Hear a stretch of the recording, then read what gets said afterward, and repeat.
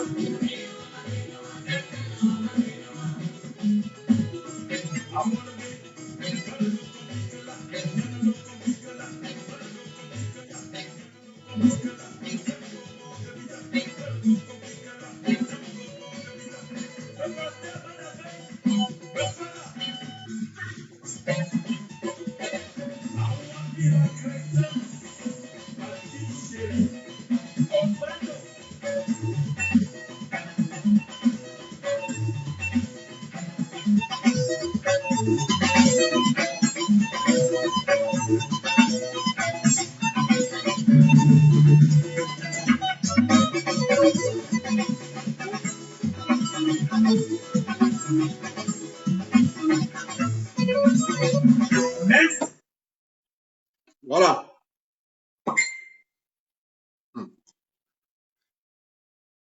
Voilà, le pays, les Camerounais. C'est là où on sent que les Camerounais adorent le pays. Hein. Les Camerounais, les Blancs, avec le pays. Ils peuvent critiquer leur pays, mais à un certain niveau, ils sont toujours, ils gardent toujours de la hauteur en disant raison gardée, c'est quand même notre pays. Mais on a vu surgir de nulle part. Les gens sont sortis de nulle part. Ils sont devenus les fat en guerre. Il faut détruire le pays.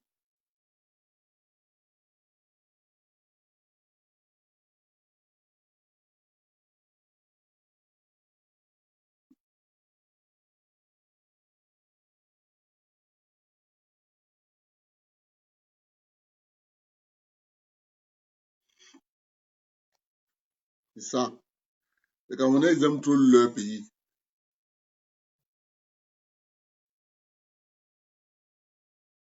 C'est pour ça que nous disons que il faut participer à éduquer le peuple camerounais parce qu'on les a menti depuis le début. On a trompé le peuple camerounais depuis le début. Et le président Biya s'est rendu compte parce que les gens ne savent pas pourquoi le président Biya a lutté pour qu'on vulgarise Internet au Cameroun. Il est allé signer les accords avec le Brésil. On a passé le câble sous-marin Cameroun, Afrique, Brésil. C'est parce que le président Biya s'est rendu compte que si on n'éduque pas le peuple, si le peuple n'a pas les outils pour s'informer, les médias mainstream vont tromper et manipuler comme d'habitude. Je me rappelle,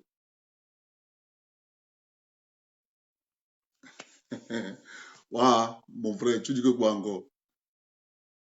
Tu sais que j'aime lire ton commentaire. Hein.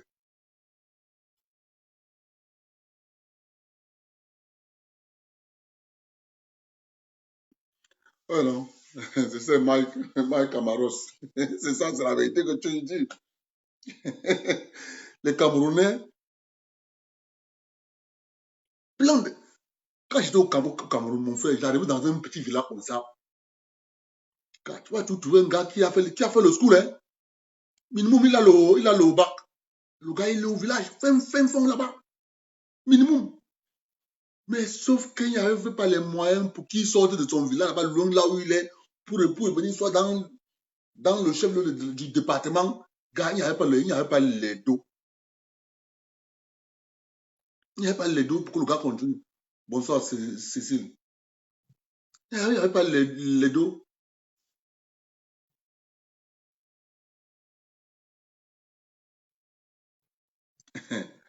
Gars, Moumao. C'est ça. Il n'y avait pas les dos pour que le gars continue. Il n'y avait pas les dos. Je vous montre un peu pourquoi Georges Weah là est en prison. Vous savez, les gens, Pas la vérité. Bon, là, est quelqu'un qui aime la vérité. Comme il aime la vérité, j'allais tuer. Les pieds dans l'eau, il y en a.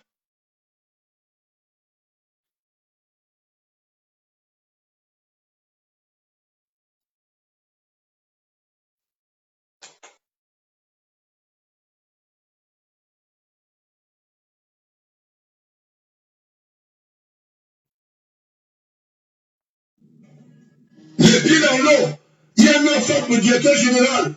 C'est quand Toki était l'homme orchestre qui organisait les balles basket avec les différents joueurs. Elle est trompée.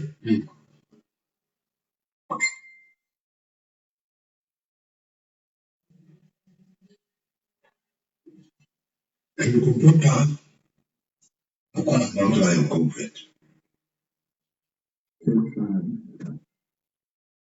Je dis la dernière fois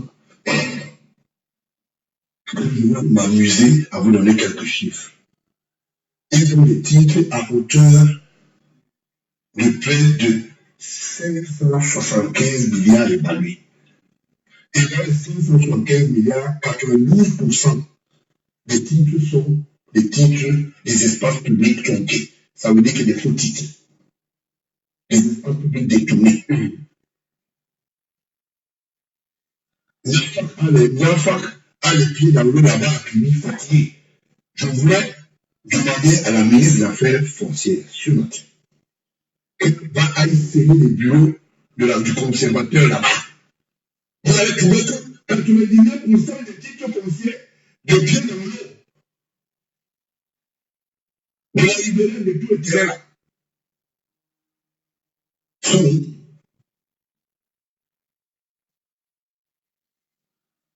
nous font partie du patrimoine foncier de la CCI. Après, c'est eux qui étaient la CCI. Ils sont venus en Afrique. Le son n'est pas bon. Si le son n'est pas bon, vous me dites un paramètre, on éteint, on réallume. Le son n'est pas bon.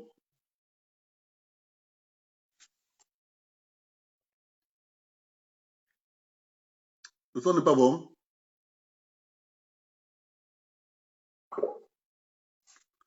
Si le son n'est pas bon, je dois réinitialiser.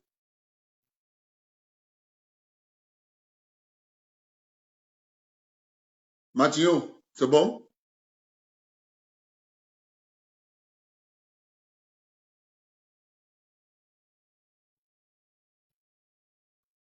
Ok.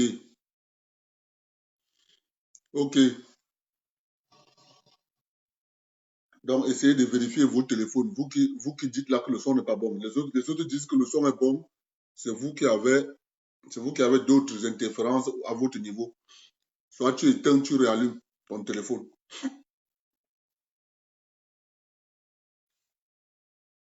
Ce que Georges Béban l'a dit là. Voilà l'origine de la guerre au Cameroun. Voilà pourquoi il est en prison.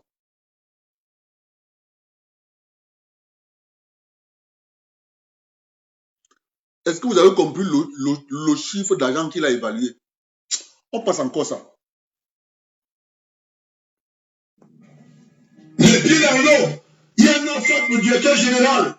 C'est quand Toki était l'homme.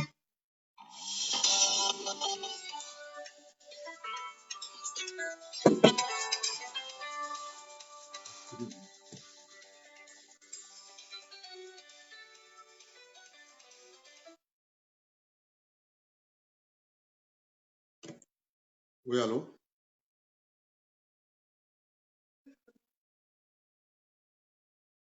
Ok. Les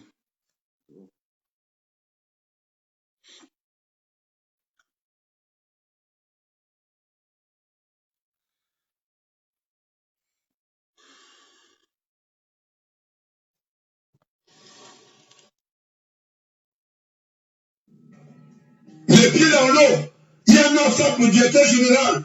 C'est quand Toki était l'homme orchestre qui organisé le bal masqué avec les élèves de loi pour les tromper.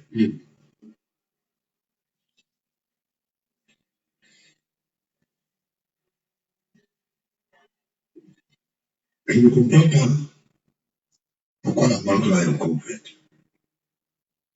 C'est le paradis fiscal. Je dis la dernière fois que je veux m'amuser à vous donner quelques chiffres. Ils ont le titre à hauteur de près de 575 milliards évalués. Et dans les 575 milliards, 92% des titres sont des titres des espaces publics tronqués. Ça veut dire que des faux titres. Des espaces publics détournés. L'enfant a les pieds dans l'eau là-bas, à Cluny, fatigué. Je voulais demander à la ministre des Affaires foncières ce matin qu'elle va aller sceller les bureaux du conservateur là-bas. Vous allez trouver que 99% des titres fonciers de pieds dans l'eau, de la libérale de tout le terrain là, sont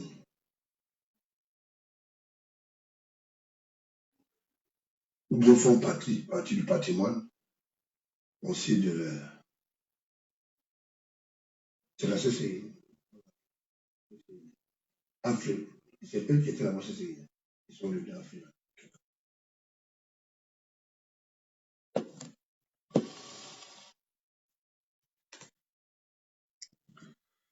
Vous connaissez ce qu'on appelle pied dans l'eau, non? Vous connaissez ce qu'on appelle pied dans l'eau, non? Les terrains qui sont en bordure de mer, là. C'est ce qu'on appelle les terrains pied dans l'eau. Voilà pourquoi Banla est en prison. Donc, tout ce qu'on vous raconte là, que tel a porté plainte, non. La vraie raison, c'est ça. Les titres de la CCE à Freeland First Bank.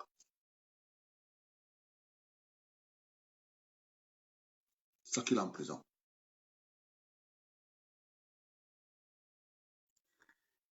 Continuez à dormir. Vous, le peuple camerounais, continuez à dormir pensant que les autres s'organisent pour s'accaparer la République et faire de vous leurs esclaves à vie. Gars, j'ai compris ça en profondeur, gars. C'est pour ça que je suis sorti. J'ai dit que l'affaire, si on continue à se taire, il y a une organisation au Cameroun qu'on appelle le Bami Power. Vous ne la connaissez pas. Nous, on la connaît.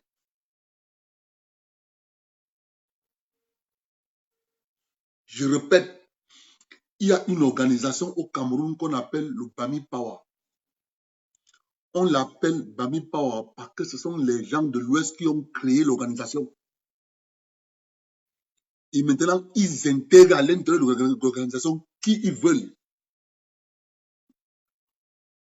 Les adhérences, en fait, l'organisation qui a remplacé le G11.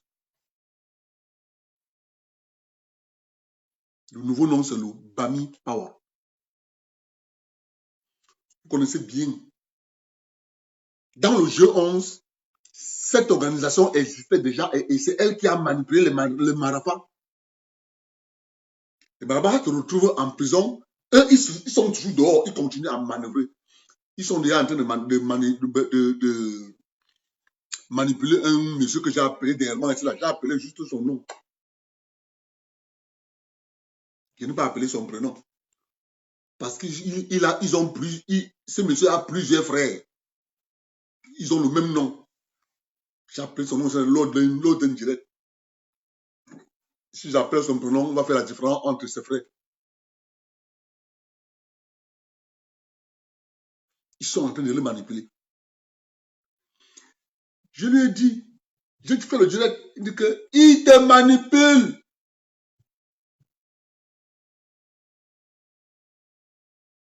Il te manipule. On va t'arrêter, on va te jeter en prison.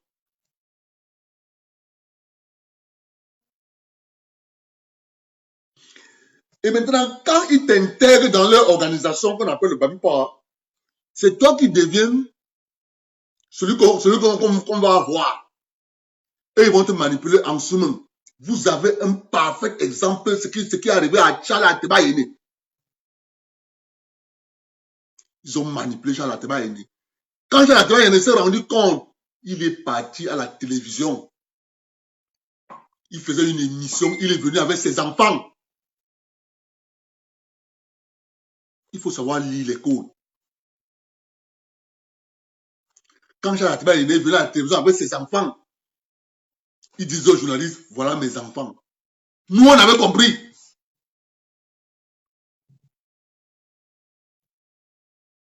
Quelque temps après, il est mort. Il avait compris qu'il avait été manipulé.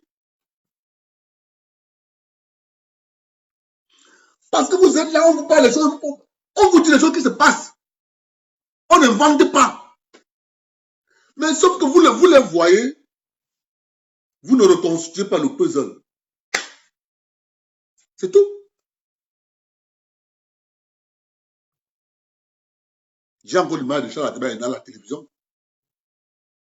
Venez avec ses enfants à la télé. Il dit, voilà mes enfants.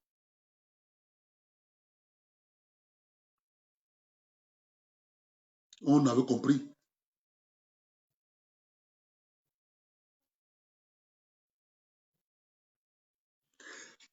Et quand on t'intègre, on fait tout pour te tenir. On t'utilise, on te manipule. Ils vont toujours rester en back-office. C'est pour ça que nous nous sommes levés. Parce qu'on connaît que ça existe. Ils n'aiment pas se faire afficher. L'heure va arriver où on va mettre leur nom. Même les créateurs. Vous savez, nous nous sommes posé la question. Ils ont le pouvoir.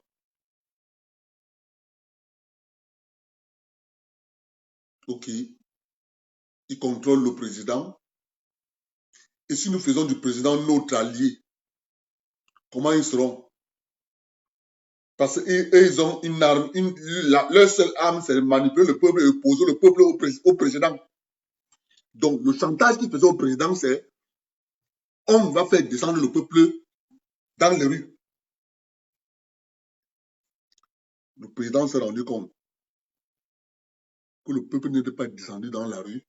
C'est la raison fondamentale qu'on a brûlé quand on a jeté en prison.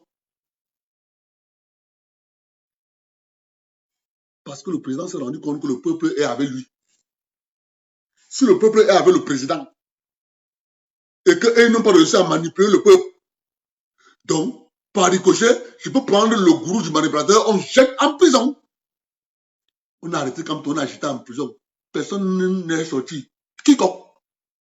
Parce que le peuple, nous avons des pieds et des mains liés depuis 10 ans. Dis la vérité aux gens. Pendant ce temps, Canal 2, Equinox, ment. Ils mentent. Ils mentent. Ils mentent. La différence entre eux et nous, c'est que nous, on a fait le terrain. Le peuple camerounais ne sortira jamais. Je veux dire ça tous les jours ici. Ils vont attendre 100 000 ans pour que le peuple camerounais descende dans la rue. Je dis, ils vont attendre 100 000 ans. Il faut voir. Je parle tous les jours ici non. Que le peuple camerounais sorte, on voit. Le peuple camerounais qui va sortir, c'est le peuple qui mange derrière cette organisation.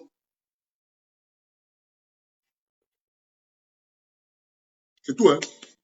Dès que tu manges derrière eux, tu deviens leur outil à manipuler. C'est comme ça que ça fonctionne. Puisque quand j'étais chez Bolloré, on a failli me copter. J'ai dit, fiche-moi la paix. Parce que moi, je mange avec le combinat. J'ai dit, fiche-moi la paix. Je vous dis que je suis parti de Bolloré. Salaire du mois où je suis parti. J'ai abandonné. Tout j'ai abandonné. Je suis parti. Ils ne sont pas nombreux. Hein.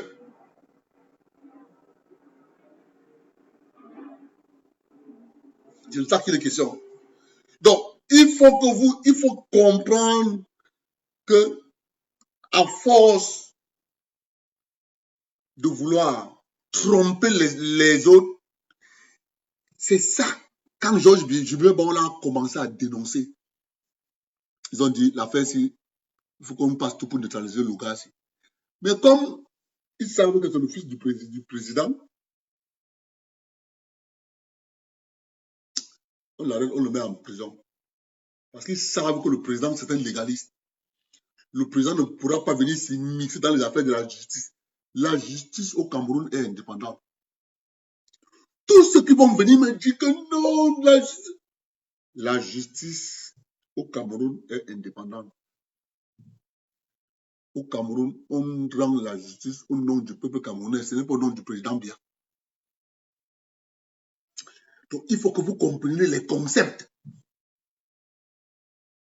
Quand maître, il s'appelle maître Deou, quand il s'assoit à Equinox, il fait la rhétorique.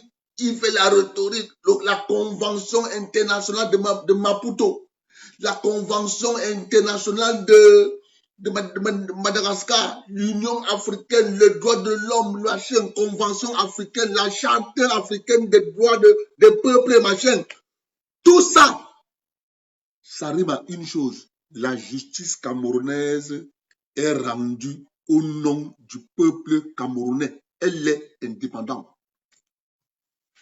On n'a jamais dit au Cameroun, au nom du président de la République, Paul Biya, on te condamne à 5 ans d'emprisonnement ferme. Jamais. Alors, pour créer de l'amalgame au sein du peuple qui est toujours ambivalent, qui ne comprend jamais rien, alors Equinox Télévision est là. On invite Maître Deou tous les jours. Il vient, il dit, il vous fait la rhétorique. Comme il connaît bien parler, il agence bien les mots. Oh, le gars là, si tu l'écoutes. Moi, quand je le suis, je mets ma main ici là. Je le suis. Quand il finit de dire à mon ami, la vraie réponse, moi je donne.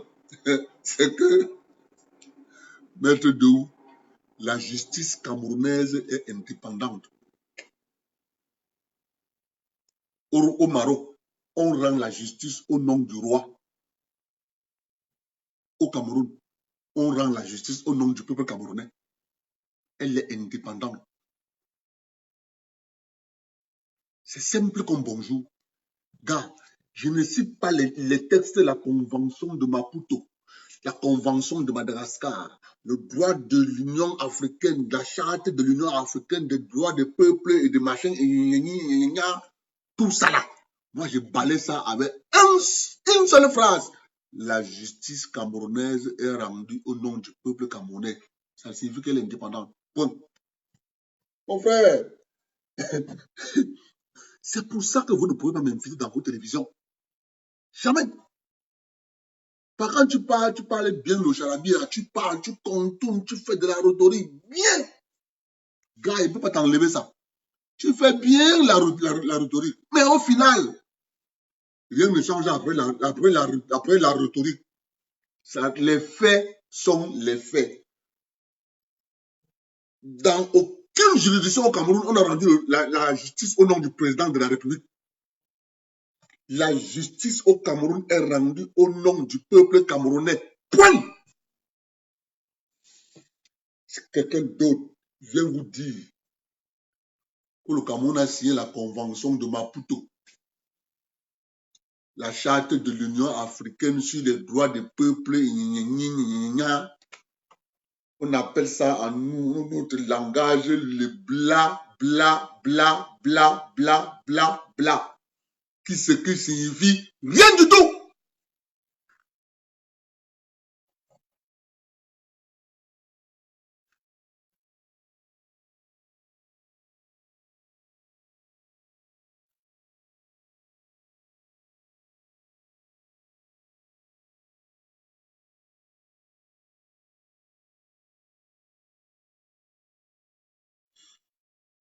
Mon ami, Abdou, Mouyou, Abdou, je vais te rafraîchir la mémoire. Tu as écrit, mais vous ne dites pas la vérité. Quel Maroc? On rend la justice au nom du roi au Maroc. On rend la justice à le nom de quoi? De carrière sur le Coran, juste, est déjà condamné. Là-bas, monsieur, il ne faut pas dire ça. Ok, on a mis Abdou Mouyou.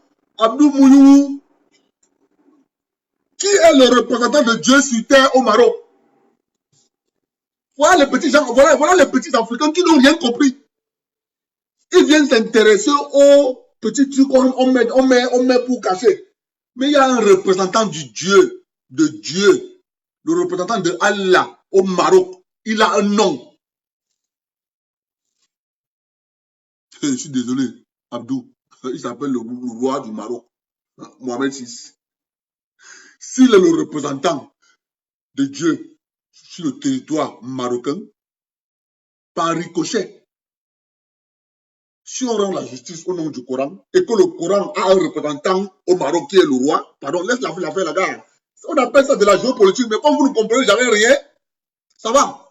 Continuez à vous embourber, vous les Africains. Gars, nous, on a compris ça une fois pour toutes. Donc, c'est un débat que nous on ne revient plus sur ça. On laisse ça aux Africains qui ne comprennent jamais rien. C'est ça. Vous ne comprenez pas ça.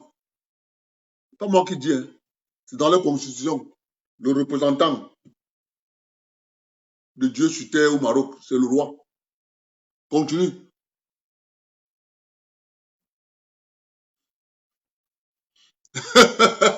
Oh, Ngomiena. Ngomiena, quand tu suis les gars là à Equinox Télévision, tu vas rire fatigué, gars. Nous, on croise devant les bras quand ils finissent. Quand ils finissent maintenant, nous, on répond. Mais t'es de où? Je t'aime bien. Je t'aime bien. Parce que tu es un gars qui retient bien ses leçons à l'école. Mais sauf que tu as une différence entre retenir ses leçons et la réalité. La réalité est là. C'est la réalité maintenant qu'on interprète. Est-ce que la justice camerounaise est rendue au nom du peuple camerounais? Oui, elle est indépendante. Ça, c'est la réalité. Je ne mente pas. Tu vas citer la convention de Maputo, la convention de Antananarivo, la charte africaine des peuples, machin. Ça ne change pas que au Cameroun, on rend la justice au nom du peuple camerounais. Ça signifie que la justice au Cameroun, elle est indépendante. C'est ça qui est la question. Et comme il savait que le président Biya n'est pas le genre de président qui se mixe dans les procès, c'est ça qu'il laisse bon là, en prison. Et maintenant, regardez donc, on tourne. Et ça coïncide au moment où on a arrêté, comment il s'appelle? Paul Souta. Celui qui donnait à Boris Bertol toutes les informations du pays. Parce qu'ils avaient, je vous ai dit qu'ils ont une organisation qui est transethnique, du nord au sud, de l'est à l'ouest, mais les créateurs de l'organisation, c'était les gars de l'ouest. Ils ont manœuvré à l'intérieur du G11 parce que se rendant compte qu'ils n'avaient pas tous les leviers du G11, ils ont manipulé les gars du G11, on les a jetés tous en prison. Maintenant, ils sont maintenant restés les maîtres incontestés. Maintenant, ils manœuvrent seuls. Quand ils viennent dans votre village, ils te coptent. Ils te donnent une position dans l'administration. C'est à eux que tu vas obéir. Ça marche. C'est pour ça que nous avons dit la décentralisation va être implémentée et contrôlée de cette manière. Oui, alors, je suis encore en direct.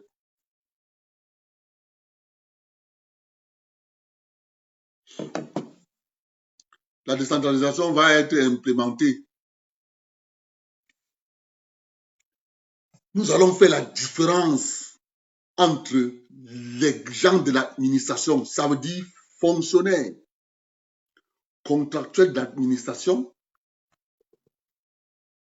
et les contrôleurs de l'État du Cameroun. Les contrôleurs de l'État du Cameroun vont être choisis par région. Tir au sort. Ils sont payés par commission. C'est eux les premiers à aller en prison. Ils n'auront que 2 sentences. Soit il est condamné à vie, soit il est condamné à mort. Parce que c'est sa signature seule qui fait foi qu'on paye un entrepreneur qui a gagné un marché dans une contrée sur l'étendue du territoire national. Ça sera comme ça. Ceux qui viennent nous bavarder là dans les oreilles, tout un jeu de décentralisation. La décentralisation n'a de sens que quand on connaît les modalités de contrôle. Si on ne connaît pas les modalités de contrôle, ce qui s'est passé à l'État central va être décentralisé aux régions. La corruption va être disséminée partout dans le territoire. Pour l'implémenter, on commence par les contrôles. Qui contrôle? À la fin des travaux, le chef du village ou bien le chef de canton de la région vient avec le contrôleur. Le chef du village, c'est notable, le préfet et 2 gendarmes armés jusqu'aux dents. Ils vont sur le terrain pour voir l'œuvre construite. Si c'est construit, tout le monde signe le dernier document de réception. C'est ça un État. On ne bâtit pas, on ne bâtit pas un État sans mettre les instruments de contrôle. Ce sont les instruments de contrôle qui donnent de la valeur à un État. Ce n'est pas que les gens s'asseyent, on vous dit décentralisation. Mais non. Pourquoi on se plaint de l'État centralisé? On se plaint de l'État centralisé parce que la corruption est partout. OK.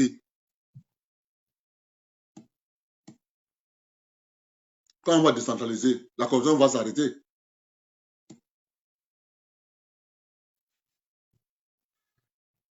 Quand on décentralise, la corruption s'arrête, non?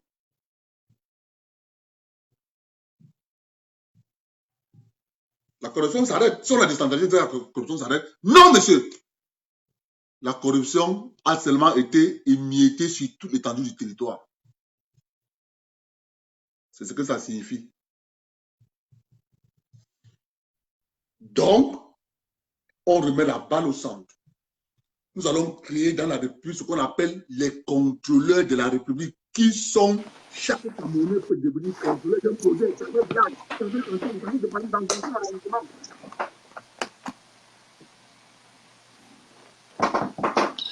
Alors Abdel. Oui, salut Dieu donné. Ok, bonsoir, bonjour, bonsoir tout le monde, selon l'heure qu'il est là où vous vous trouvez. C'est toujours un plaisir d'être ici. J'écoute toujours. C'est un peu pour moi comme de la thérapie. Une thérapie pour notre pays. C'est-à-dire qu'il y a un endroit où je peux venir et entendre du bon sens. Donc, ça me soigne. Décentralisation, fédéralisme. Ça fait longtemps qu'on entend parler de ces 2 termes. Henri a bien défini la dernière fois quand il parlait de fédéralisme. Fédéralisme vient du mot fédérer, c'est-à-dire des éléments ou des territoires indépendants qui décident de se fédérer pour des raisons bien spécifiques. Nous étions, nous le Cameroun, 2 États indépendants à cause des divisions entre l'Allemagne et la France et l'Angleterre. Puis nous sommes devenus un État fédéral, puis un État uni. Et aujourd'hui, on nous parle de repartir à l'État fédéral. OK. Second point, on parle de l'État décentralisé. Tout ça, c'est bien beau. Même comme je n'ai pas encore... comme nous n'avons pas encore les définitions ou les explications sur ce que cela veut dire. C'est ce qu'ils entendent par fédéralisme et décentralisation. Le fédéralisme américain est différent du fédéralisme au Nigeria et ainsi de suite. Mais tout ça, bon, mettons ça de côté. Ma première question est la suivante. On apporte un remède ou une solution à un problème. Si le fédéralisme et la décentralisation sont des solutions proposées, quel est le problème? Le problème, c'est la corruption. Exactement. Mais est-ce qu'ils l'ont dit? C'est toi qui le dis. Mais attends, c'est là le... C'est ça le problème. C'est pour ça que moi, je dis la corruption est le problème. Mais ils disent qu'il faut décentraliser. Exactement. Nous, on a compris par là, géopolitiquement, qu'en fait, on veut décentraliser la corruption. Exactement. C'est ce que nous, on a interprété. Exactement. Ils n'ont pas expliqué les moyens de contrôle de ce qu'on va décentraliser. Exactement. Exactement. Et je te posais une question rhétorique parce que je savais que tu es en train d'expliquer la réponse. Tu es en train de donner la réponse depuis longtemps. Mais il faut de temps en temps prononcer les choses clairement. Oui. Tout le monde doit demander à la prochaine personne qui vous parle de fédéralisme et décentralisation comme la panacea de tous nos problèmes. OK? Quel est le problème dont il parle? Quel est le problème que la centralisation, que la décentralisation et le fédéralisme sont censés résoudre? Qu'ils vous le disent. Et alors là, vous pouvez commencer à avoir une discussion. Sinon, on parle de quoi? De rien. Mais en fait, il y a anguille sous roche. Ouais. Mais ils ne vous le disent pas. Oui. OK.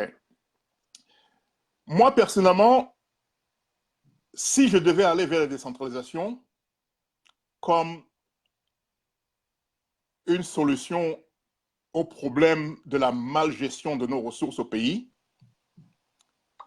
je ferais un système, comme tu l'expliques, mais j'utiliserai le mot de transparence.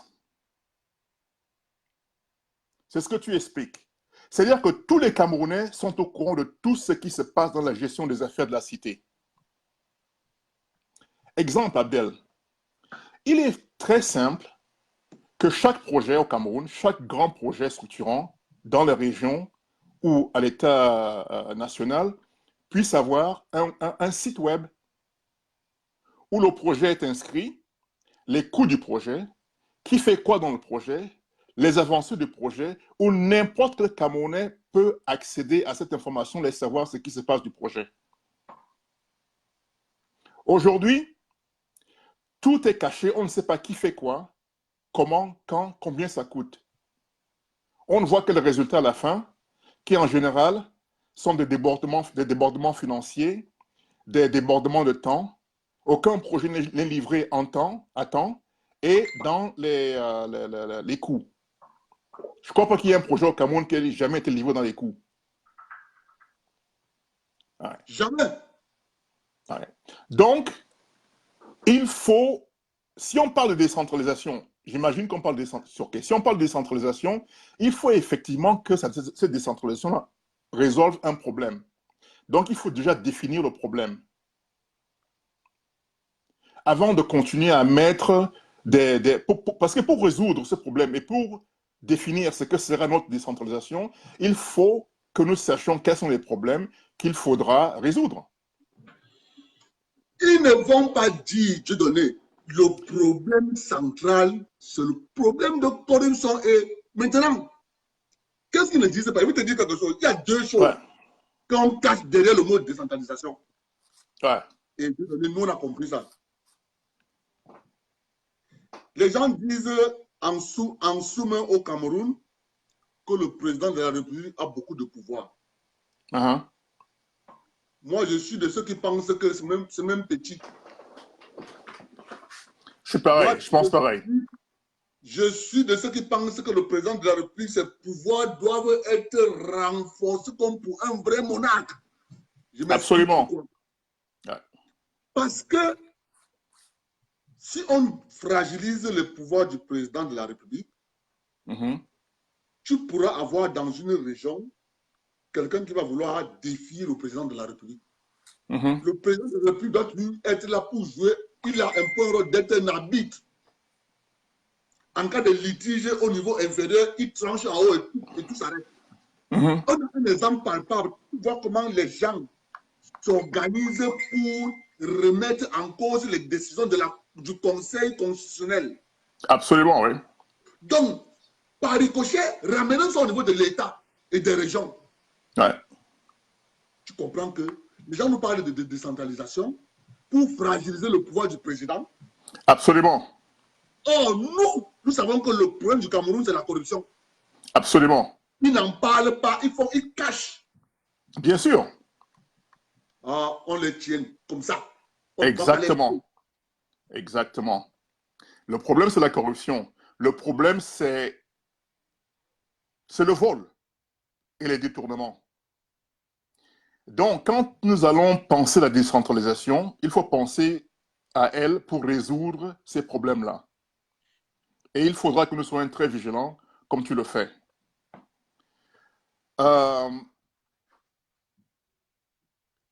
J'aimerais aussi qu'on revienne sur le problème suivant, qui est celui de la mentalité des Camerounais. Lors du direct antécédent, il y avait par exemple Sylvie Point qui a mentionné ça, la mentalité. Nous ne changerons rien si la mentalité ne change pas. Décentralisation, fédéralisme, n'importe quelle méthode de gestion étatique n'y fera rien si nous ne changeons pas la mentalité. Pour changer la mentalité des Camerounais, il faudra que les Camerounais sachent que s'ils posent un acte, il y aura des conséquences. Que les conséquences soient claires et qu'il n'y ait pas de tergiversation dans l'application des conséquences. C'est ce que tu dis, il faut des lois claires, simples et applicables. Dieudonné, remarque une seule chose. Quand ils voient qu'à l'intérieur du territoire camerounais, ils sont en train d'être muselés, ils activent leurs amis à l'international qui vont créer une loi qui va venir mettre en mal la loi à l'intérieur. Ils vont appeler ça, on a ratifié une convention. Regarde le niveau de discours que tu entends au Cameroun. La convention internationale de telle chose dit que la convention. Donc tu comprends qu'ils ont les ramifications avec l'extérieur. Absolument, bien sûr. Pour construire une loi au Cameroun, on part dans un pays, on prend une organisation, on fait passer ce texte juste pour un pays. On va utiliser ça comme ils appellent ça quoi? Ils vont utiliser ça comme en ça nom là en droit. C'est-à-dire on part d'un fait pour résoudre pour c'est là-bas aux États-Unis d'Amérique. Ils appellent ça, c'est quoi là? On part ils pourraient faire ça, la jurisprudence dans des autres pays. Ouais. Donc on prend le cas du Cameroun qui est en train de bloquer ce côté-là avec une loi. Maintenant, on va utiliser le cas du Cameroun pour faire la jurisprudence de les autres. Exactement. Mais on va passer par une convention internationale quelque part.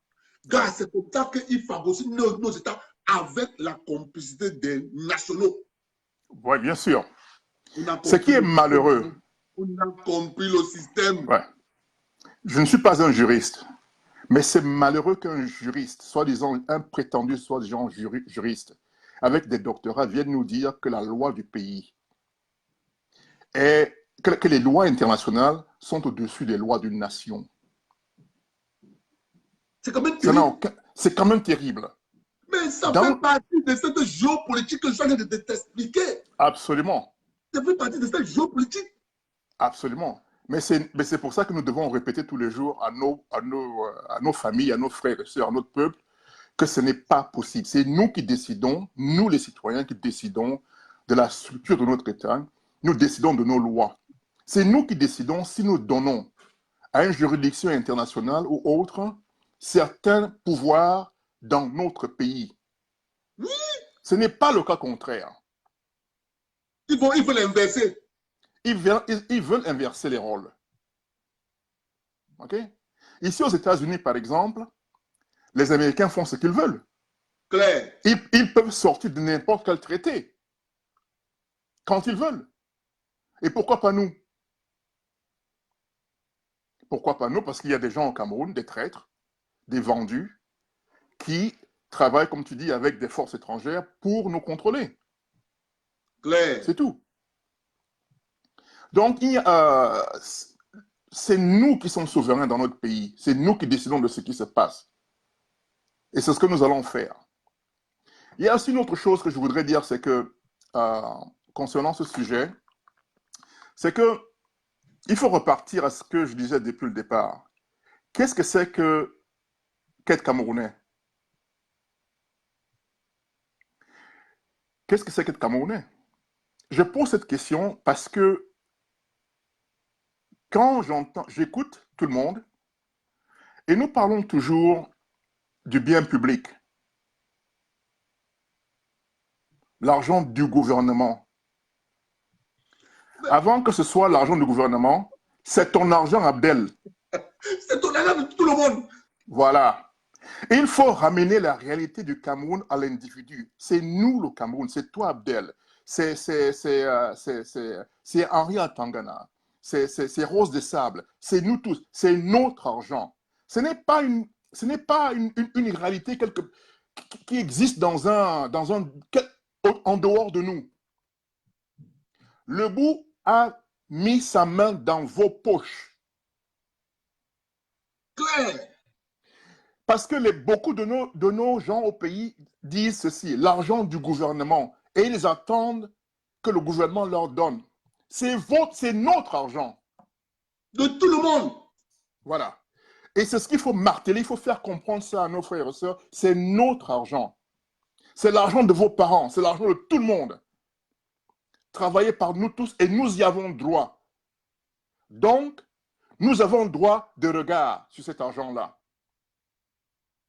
Ce n'est pas l'argent d'un ministre ou d'un député. C'est notre argent. Et nous leur faisons une faveur. C'est nous qui leur faisons une faveur. En les payant pour leur travail. Henri, Dieu donné. Nous allons donner aux Camerounais, dès que, parce que les contrôleurs de l'État du Cameroun seront choisis, auront un mandat. Absolument, ouais. Un contrôleur a un mandat de 3 ans. Mm-hmm. Ça veut dire que quoi? Et il a le droit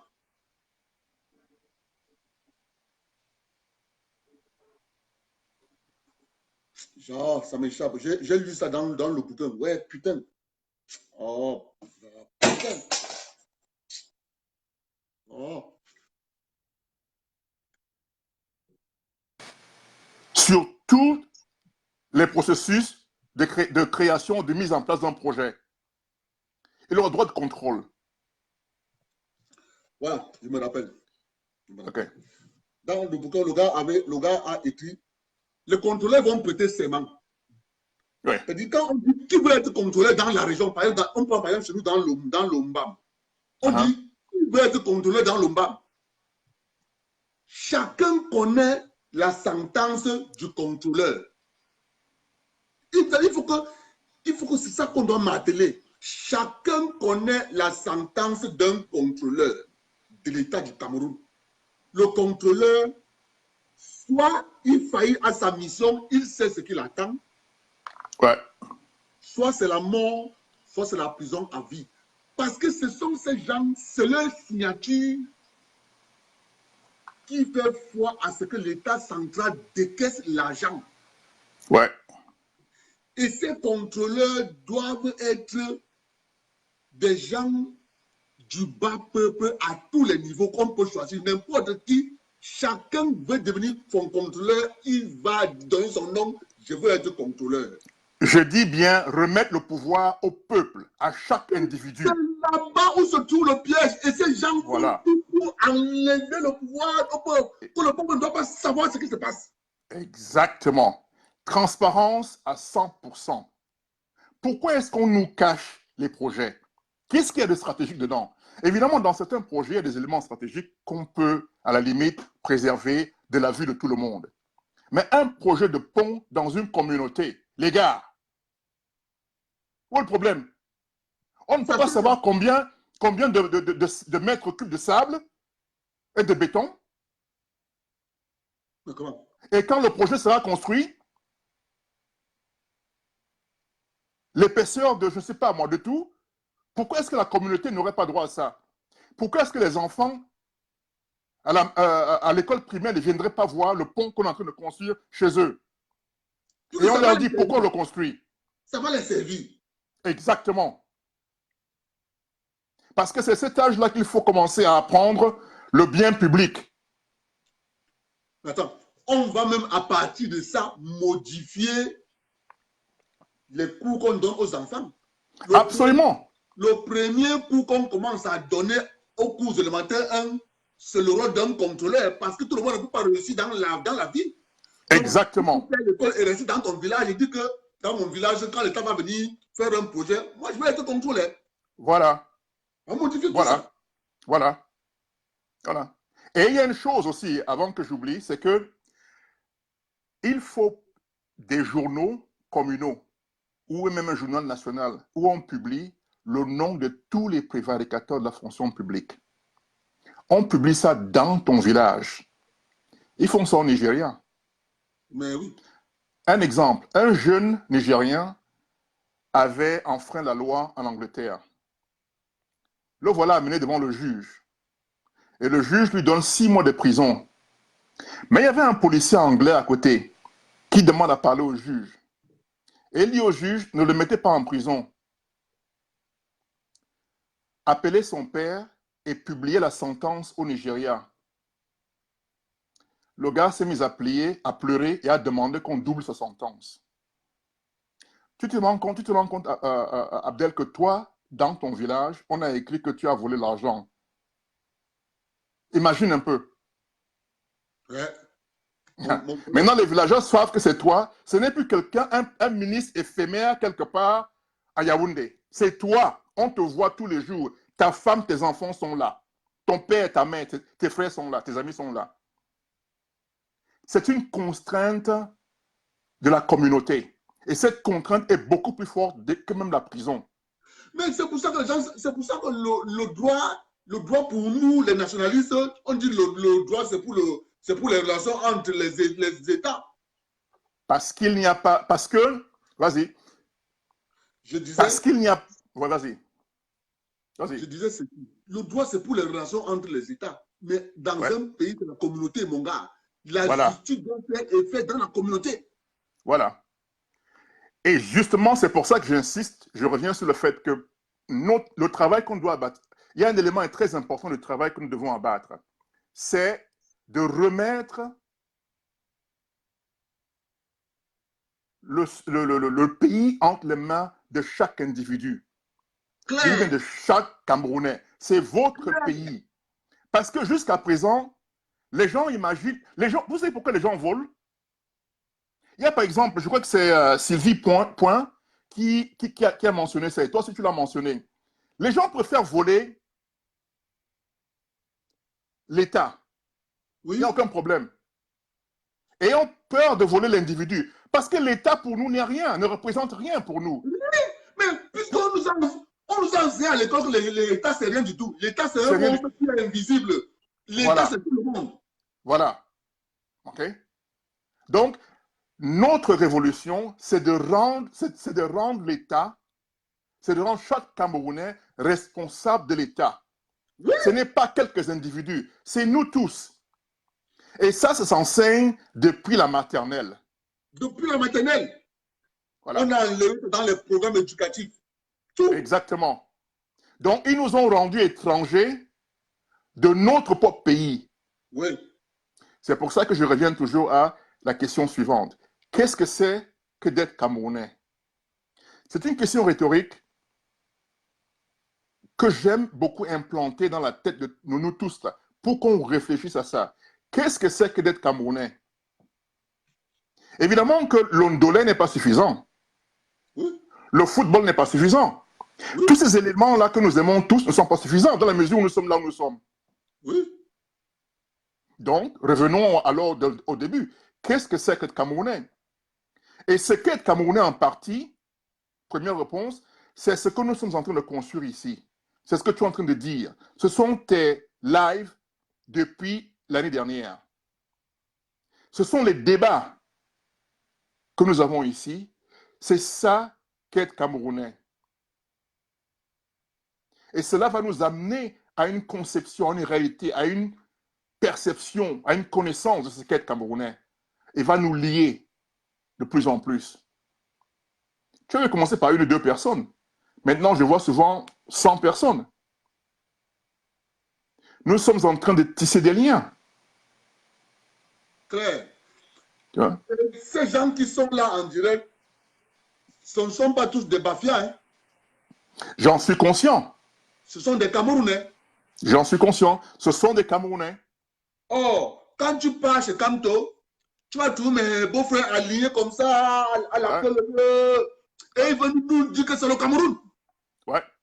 Mon gars, ça ne marche pas. Moi, je les connais. On appelle ça de l'imposture. Et bien sûr. Ils nous traitent de tribalistes alors qu'ils sont toujours entre eux. J'ai souvent demandé à mes frères de l'Ouest que quand vous avez des réunions à l'étranger, pourquoi est-ce que c'est toujours des réunions où vos chefs viennent voir que vous? Nous ne sommes pas leurs enfants. Non, non, non.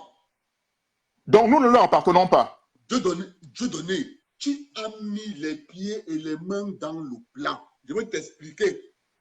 Ok. Je suis au Canada. J'assiste à une fête dont j'étais le nom du village. Mhm. L'impresario prend le micro. Oui, mesdames et messieurs, vraiment, veuillez nous excuser. Nous allons chanter l'hymne de notre village. C'est bien, on est au Canada. Le Canada, c'est un pays développé. Mhm. Je me suis dit que peut-être on a transformé le Cameroun en village. Mon frère, les gens se lèvent. J'entends, je m'attends à ce qu'on chante au Cameroun, berceau de 1907. Dans leur langue. J'entends seulement au chant que le cochon, chant que le cochon, avec facha, facha. Je dis que c'est pas possible. Je me lève, je m'en vais chercher l'impresario. Je dis, tu es fou. Tu es fou. C'est comme ça qu'Ambadoni a commencé en 95, j'étais à l'île. Je dis, quoi, c'est l'île? Je dis, on pense que c'est l'île du Cameroun. Tu vas nous parler au chant que c'est quoi ça? Je dis, où est le président? Je crois voir le président. Je dis au président, c'est quoi ça? Le président se lève, dit non, non, non, il faut que le DJ mette au Cameroun de nous en fait. Donc, tu comprends que la conception que toi et moi nous avons de la République, d'autres communautés n'ont pas cette conception. Absolument. Et c'est ça le problème du Cameroun. Exactement. Exactement. Parce que tout ce dont on a parlé là provient de ce point essentiel. Qu'est-ce que c'est qu'être Camerounais? Et être Camerounais, pour beaucoup, pour la majorité d'entre nous, c'est le village. C'est le village. Ok. Donc, nous sommes, en fait de compte, nous allons dans le sens contraire du monde. Le monde va vers, en géopolitique, ce qu'on appelait dans les années 80, les grands espaces. Okay? La création de grands espaces. Mais nous, on va vers... Qu'est-ce qu'on fait? On s'effrite en petits villages, en petit marigot, où un petit caïman aura le pouvoir. C'est ce qui est caché derrière la décentralisation. C'est ça qui est caché. Okay? Donc voilà notre combat. Qu'est-ce que c'est qu'être Camerounais? Quitter de la notion de village pour arriver à une notion d'État. Être Camerounais. Qu'est-ce que c'est qu'être Camerounais? commencer à y réfléchir. Même faire des notes. Est-ce qu'être Camerounais, c'est manger l'ondolé?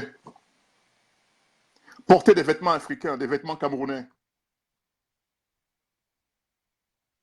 Qu'est-ce que c'est qu'être Camerounais? Quand vous dites je suis Camerounais, ça veut dire quoi? L'acte de naissance? Il y a des Blancs qui sont plus Camerounais que des Camerounais.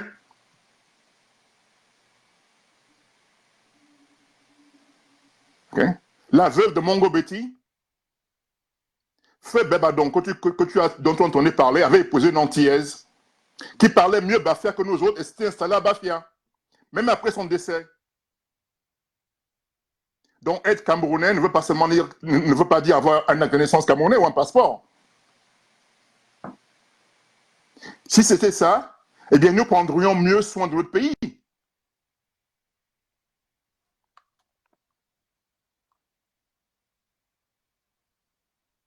OK? Ouais. Attends, ne quitte pas une seconde. Je crois que je... OK. Tu m'entends? Ouais, je te suis bien. D'accord. Donc, c'est ça. Qu'est-ce que c'est qu'être Camerounais? Et donc, notre travail, à mon avis, ici, surtout quand on parle de décentralisation, c'est de créer des Camerounais. C'est de créer des individus.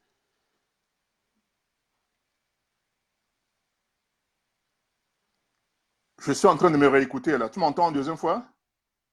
Moi, je te suis parfaitement. OK. Peut-être que le coup là-bas chez toi. C'est possible, ouais. Je suis le seul à l'entendre. J'espère que je suis seul dans ma tête. Ah, tu es dans peut-être tu as les petits. On dit, Comment va démarrer le momento?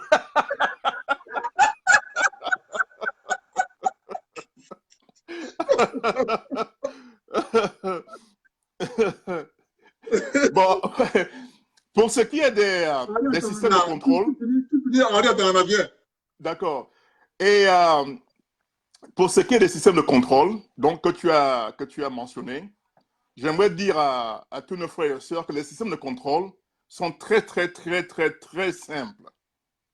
OK? Exemple.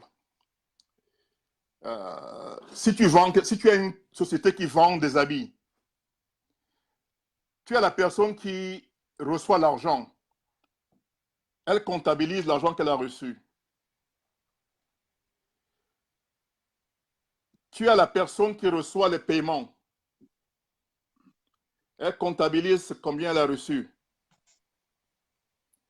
S'il y a, à la fin de la journée, on peut faire, comment dirais-je, un contrôle pour voir si les deux, celui qui vend et celui qui reçoit l'argent, ont les mêmes montants. Premier contrôle. Second contrôle. Celui qui va mettre l'argent à la banque, combien il a à la banque? Troisième système de contrôle. Donc tout ça est facile et tout ça peut être informatisé, comme l'a dit Henri. Mais le problème, c'est la mentalité des Camerounais. Et comment est-ce que nous allons changer la mentalité de nos gens? Qu'est-ce que nous voulons faire de notre pays? Nous sommes en train de changer la mentalité des Camerounais. Dieu donné. La preuve en est que les Camerounais ont dit que leur pays va rester debout. Le constat est là. Le pays est debout. Voilà. Maintenant, nous allons passer à la seconde phase qui est celle de dire aux Camerounais, appropriez-vous votre pays. Voilà. Parce que les gens que nous avons laissés, on a un exemple, la Côte d'Ivoire. Oui. Le peuple ivoirien a laissé la République de Côte d'Ivoire entre les mains des élites et des hommes politiques. Résultat, en une journée, 3000 morts. Oui.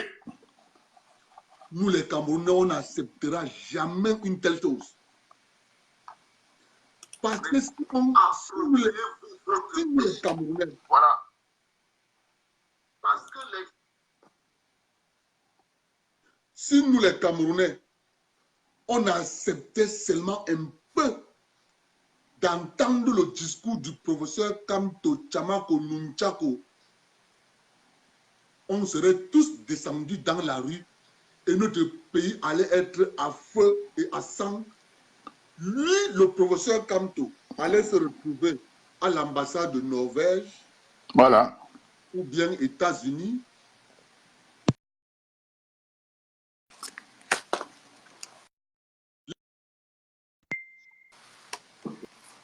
Voilà. Mon frère, on est en direct. Et là, vous appelez encore. Ah, oui. Parce que le professeur Kamto, laptop, Nunchako, Chamako allait se retrouver dans une ambassade. Il va être protégé. Le bas peuple sera massacré comme ce qu'on a vécu en Côte d'Ivoire. Voilà. On a tué un enfant de M. Ouattara? Non. Nous, au Cameroun, on a compris ça. Nous avons dit, ça là, ça ne passera jamais. La seule chose qu'il nous faut implémenter, c'est qu'il faut que le président de la République nous passe une loi sur les contrôleurs. Parce que c'est là-bas où se situe le problème. Je suis entièrement d'accord avec toi. Tout le monde va te dire décentralisation. De donner, on décentralise pour la corruption. Gars, je suis entièrement d'accord avec toi à 100%. C'est pour ça que je dis ceci. Décentralisation égale transparence. Ouais, c'est même le vrai mot. Décentralisation égale transparence. Parce que la décentralisation ne doit pas être l'éclatement de la corruption. Chacun Exactement. va dire, on a donné ma part. Non. Voilà. Voilà. Transparence à 100%. Tout doit être transparent. Tout. Ah. Voilà.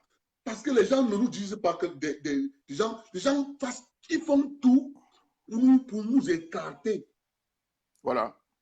De la gestion au quotidien de l'État. On accepte ça. Mais bien sûr. Maintenant, il faut que le président de la République nous crée des contrôleurs de l'État du Cameroun qui ne sont pas des fonctionnaires, ils sont payés aux commissions. Absolument. Absolument. Mais eux, c'est les seuls Camerounais qui seront jugés avant de prêter serment. C'est le seul Camerounais qui seront leurs sentences. Ouais. Leur sentence, c'est deux choses. Soit il sera condamné à vie, soit il sera condamné à mort. En prêtant serment, on te le lit. Ouais. Voilà. Je vais donner. La corruption va finir au Cameroun. Rapidement. Si on ne l'implémente pas, les gens viendront nous jouer de la rhétorique des lois, comme font les avocats dans les prétoires. Ils vous font de la rhétorique. Tu vois ce qu'on parle de... Quelqu'un nous a expliqué que non, on ne devait pas juger le professeur Kamto Nunchako, Laptop Chamako au tribunal militaire. Parce que, dit-on, la convention de Maputo, la convention de Madagascar et la charte africaine des droits de l'homme et de liberté dit que, mon ami, ça ne passe pas. Et là, écoute, tu sais, ce sont des délateurs. Que dit le droit camerounais? Il est jugé dans un tribunal militaire pour une raison très simple. La qualification des faits. C'est la qualification des faits qui l'amène là-bas. Maintenant, ils peuvent venir argumenter sur la qualification des faits, de ce qui lui est reproché. Ça, c'est notre débat. Mais telles que les choses sont là, il mérite d'être jugé là-bas. Enfin, écoute, hein, ce gars a de la chance que ce n'est pas moi qui le juge. Parce que si c'est moi qui le jugeais, on ne dépenserait pas beaucoup d'argent pour des tribunaux. Claire. OK? Parce que des gens sont morts qui ne reviendront jamais. OK? Entre parenthèses, j'ai eu un appel cette nuit du Cameroun. Ouais. Si les choses s'avèrent telles qu'elles sont, ce gars est en prison pour très longtemps. Mais oui. On verra bien. Il est dans des salles de rang, des très salles de rang. Ok, bon. Frère, je vais prendre la Bon, table. ok, rapidement, je voudrais vous laisser avec quelque chose. Ok. Vous savez, des fois, quand vous vous demandez, quand vous voyez un acte qui a été posé quelque part et que vous ne comprenez pas ce qui se passe, parce que cet acte peut sembler ridicule ou ne pas avoir de sens, surtout en ce qui concerne notre pays. Rappelez-vous une chose. En anglais, on dit follow the money. Allez à la source, essayez de réfléchir qui en bénéficie. La personne qui pose un acte qui semble ne pas avoir de sens a un bénéfice quelque part. Si vous cherchez le bénéfice, vous allez comprendre pourquoi les choses se passent comme elles se passent. Suivez les sources d'argent et vous saurez ce qui se passe. Claire. C'est très clair, c'est très simple. Donc, si quelque chose vous dépasse, cherchez à savoir les sources des flux financiers qu'il y a derrière. Il y a toujours un bénéfice derrière. Et vous saurez ce qui se passe. Ok, les gars, à plus tard. Hein? À plus tard. Okay. Henri, tu viens me conclure. C'est trop le long courrier aujourd'hui. Il est 16 h, mon frère. Tu dois chercher aussi à Tchop, non? Comment? Je vais te donner ta parole et tu vas faire la conclusion. Tu donnes ton point de vue d'abord, après tu conclus. Conclue l'émission. On a commencé à 9 h. Il est 16 h, heure du Canada. Ça veut dire que là-bas, chez vous, là-bas, c'est ouf. Vous savez que vous allez C'est travailler. 22 h. Voilà, il est 2 h du matin là-bas. 22 h, 22 h, pardon. 22 h. 22 h, ça va encore. On a connu plus. Les Camerounais ne blaguent pas avec leur pays.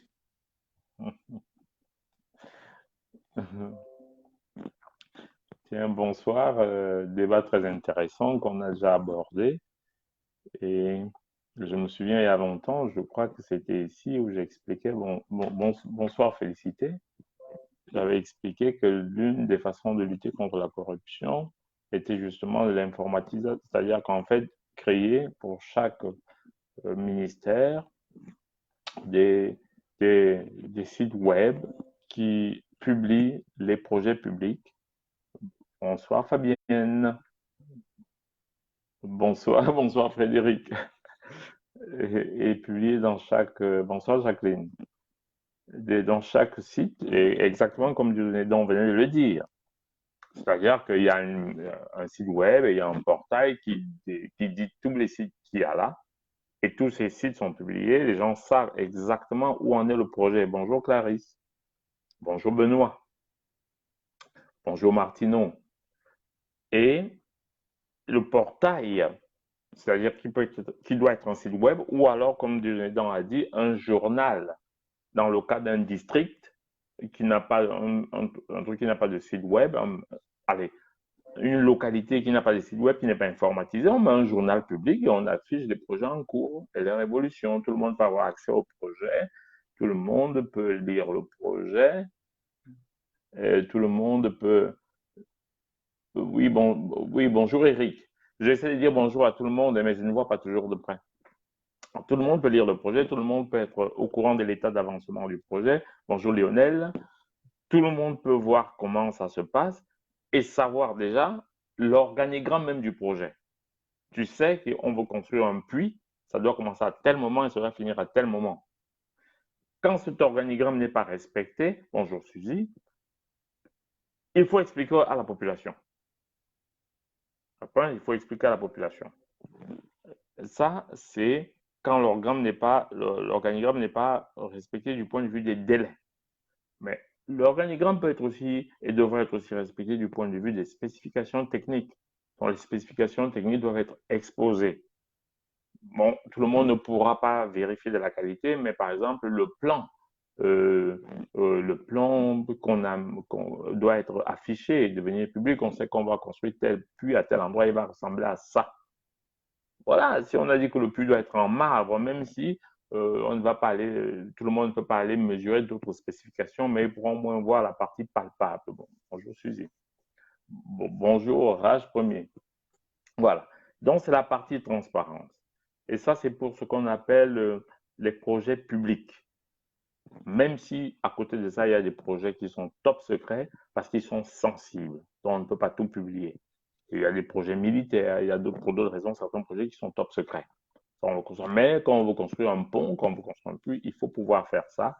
Et même, comme vous avez dit, c'est-à-dire aller faire visiter, que les enfants d'école aillent visiter, qu'on leur explique des choses parfois basiques.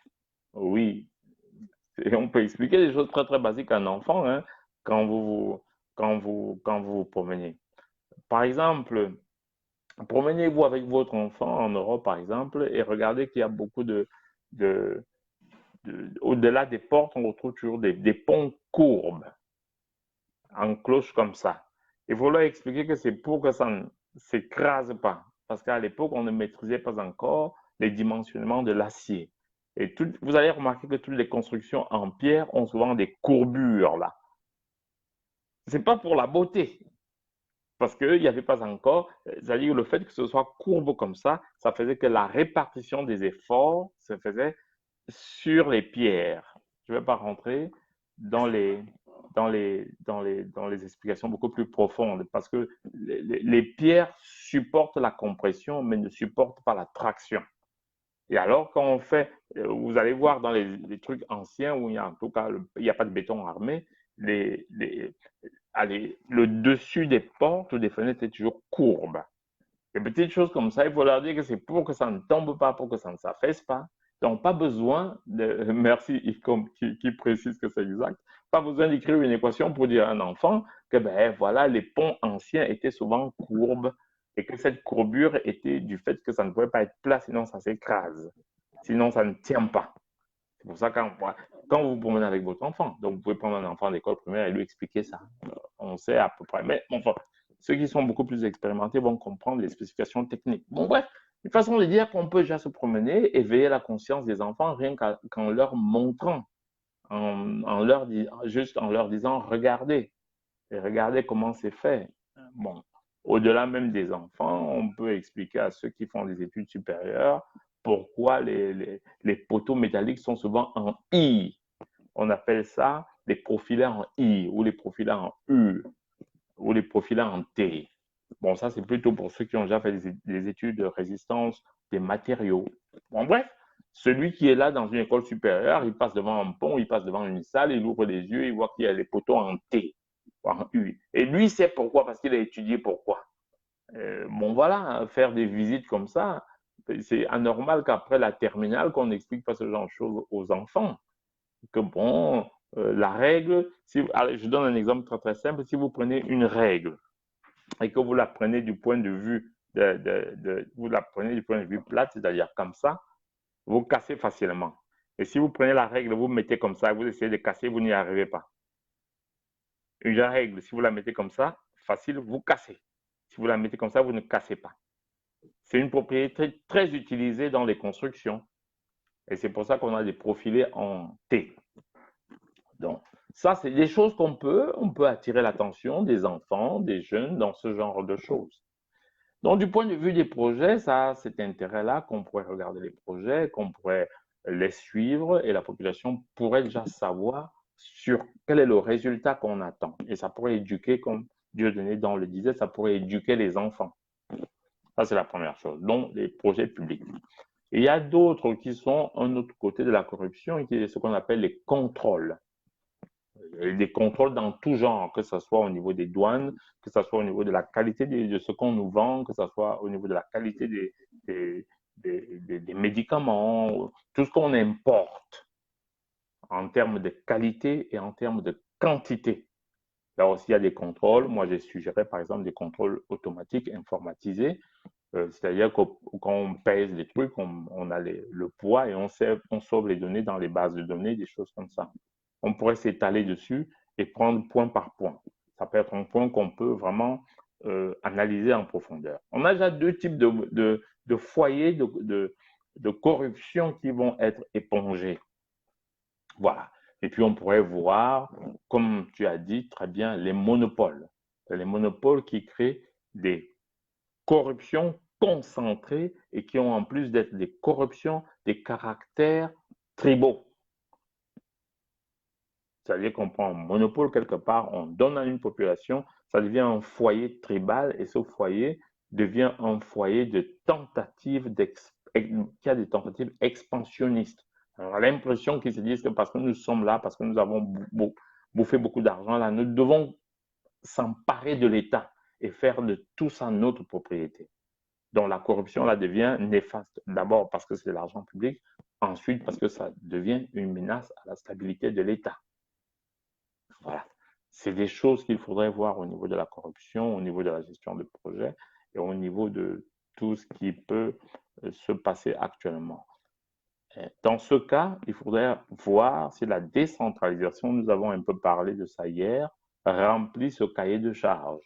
C'est-à-dire si le processus de décentralisation, appelez-le comme vous voulez, on arrive à résoudre les problèmes.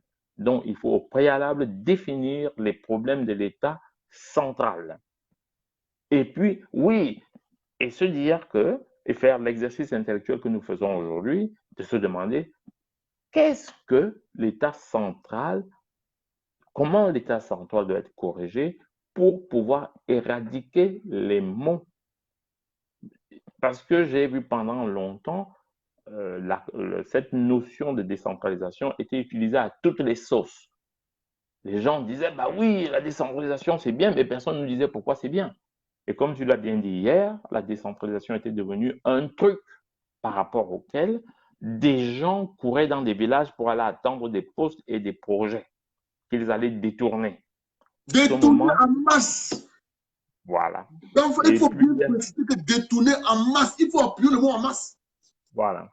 Et je me souviens, il y a très longtemps, j'avais dit aux gens, j'espère que la décentralisation ne va pas entraîner une décentralisation du tribunal criminel spécial. Au lieu d'en avoir un seul, on en aura 10 dans toutes les régions.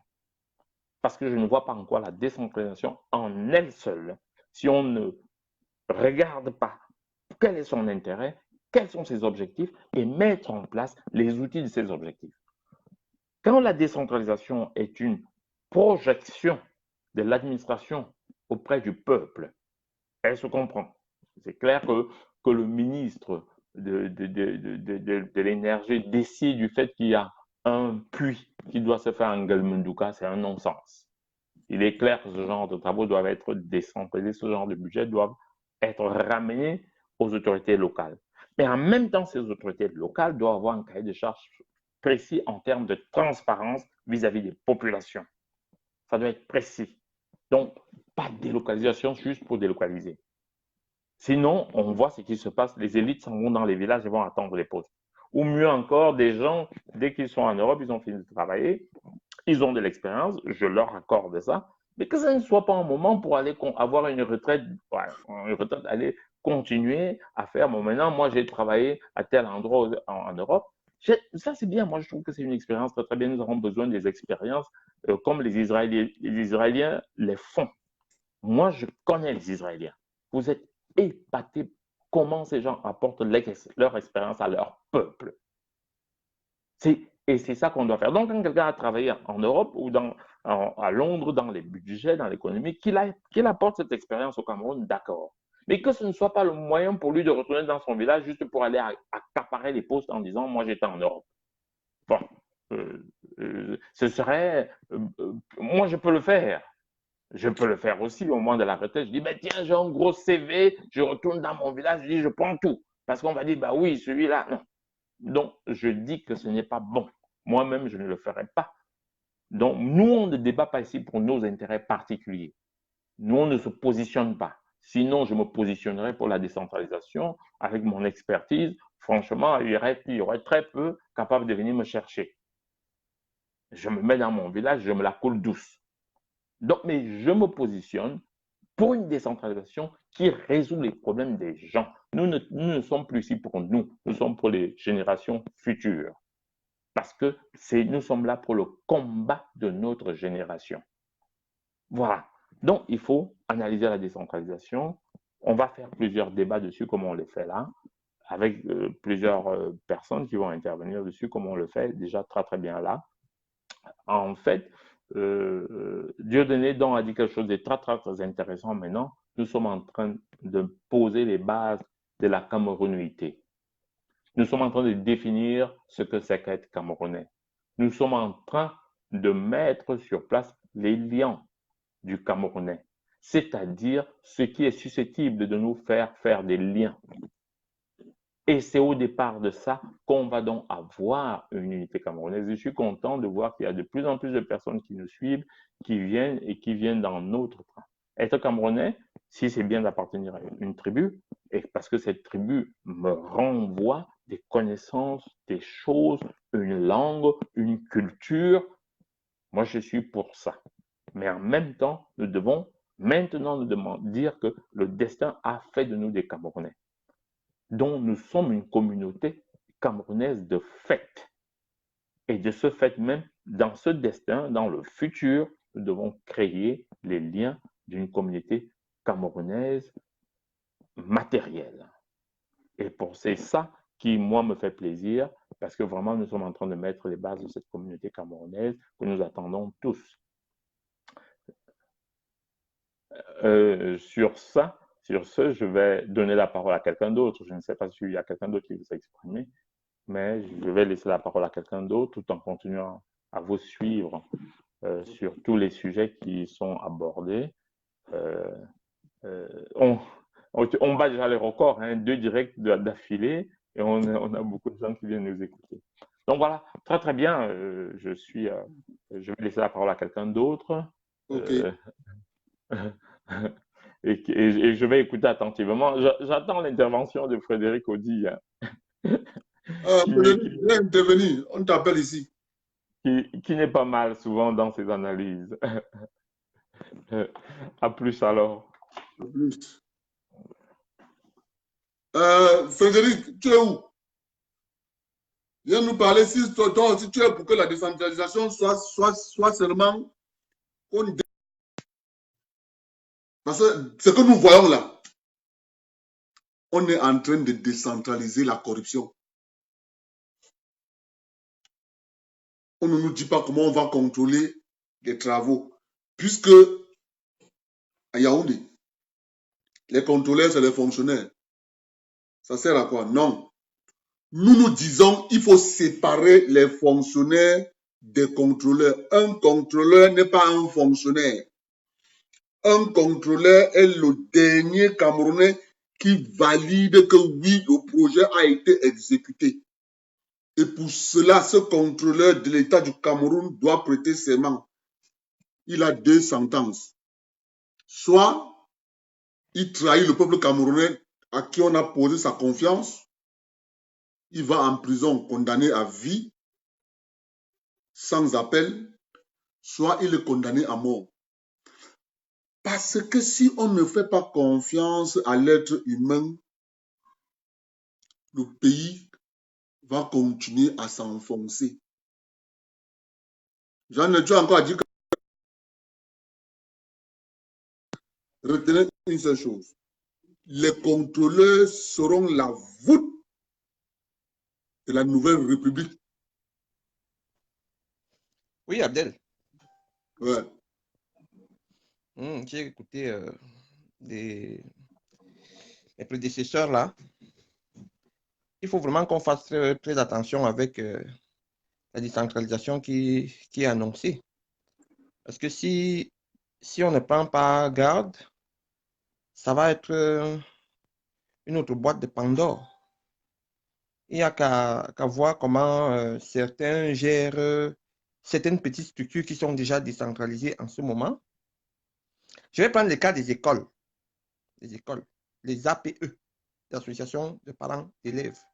Ça, c'est des petits exemples que je prends simplement pour montrer que, comment le Camerounais se comporte. Jean-Noël. Oui. Quand tu prends l'exemple de l'école, l'exemple de l'école peut se multiplier à l'infini.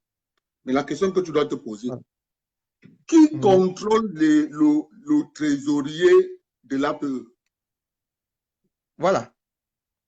C'est ça, le vrai problème. Voilà le vrai problème. Voilà. Qui C'est là contrôle le ce vrai. monsieur? Voilà. C'est là le vrai Ils sont deux problème. à gérer, encore en temps. Ils sont deux Mhm. à gérer les fonds de l'école. Tu as le président de l'école, tu as le directeur de l'école et tu Oui. as le trésorier de l'APE. Mhm. Les trois vont s'entendre, ils vont dilapider l'argent de l'école. Maintenant, l'État du Cameroun dit, je veux envoyer 10 contrôleurs par département. C'est les enfants du département qui comprennent. Hein? Chacun va venir faire son rapport. Après, on prend les trois rapports, on somme. Jean-Noël, la corruption finit parce qu'on met les moyens de contrôle efficaces. C'est ça, c'est de ça que je parle. C'est pour ça que tu as vu dans le précédent direct là. Bon, il y a des gens qui m'ont peut-être mal compris quand on parlait de la corruption en fait, des abus dans le secteur du commerce. Vois-tu, le Québec, par exemple, aujourd'hui, a une politique au niveau du contrôle des fraudes à caractère commercial, dans les activités commerciales, par exemple. Le Québec a un Dis-le système que là, il demande d'expliquer. L'APE, c'est quoi? C'est l'association des parents d'élèves. de parents d'élèves. Bon. Le Québec, par exemple, a une politique aujourd'hui, c'est que si tu connais, par exemple, un de tes voisins qui a un garage qui est fictif, je prends un exemple, et que tu dénonces, quand on va le frapper, si les contrôleurs arrivent par hasard et qu'il est frappé, tu as droit à, je crois que c'est un bon pourcentage des redevances qu'il va payer, des pénalités qu'il paiera. Je pense qu'on est arrivé à un niveau où il ne faut plus compter sur la bonne foi des gens. Il ne faut plus C'est compter fini, sur la ça, bonne c'est foi des fini, gens c'est parce que, contrôle. La bonne foi, voilà, c'est terminé. la bonne foi, c'est terminé. Il est temps aujourd'hui qu'on mette qu'on trouve des techniques. C'est-à-dire qu'on joue un peu l'américaine au Texas. C'est-à-dire que, tu vois, comme on regardait des films western à un moment, quand tu avais besoin d'une information. Jean-Noël, nous allons arriver au stade où au Cameroun, nous allons passer les lois. Tu as une série de métiers. Tu voles, la loi dit que tu as volé. Ce n'est pas quoi. La loi dit que tu as volé, tu vas en prison. Terminé. Continue. Oui, donc, c'est-à-dire qu'il faut, comme les gens aiment l'argent, les gens aiment l'argent, il faudrait que toute la société en profite. Comme les gens aiment l'argent, il faudrait que l'État se serve de l'argent comme un moteur de lutte contre la corruption. C'est-à-dire que quand tu as, par exemple, dans une entreprise X, tu as eu dans une commune, tu as à l'intérieur des gens à l'intérieur qui travaillent là, que ce soit les conseillers municipaux, que ce soit les simples employés qui sont là, qui savent que si jamais je constate quelque chose qui se passe, qui est tordu dans la gestion des comptes, si je dénonce, je reçois, par exemple, 20% ou 10% ou 5% de l'argent qui sort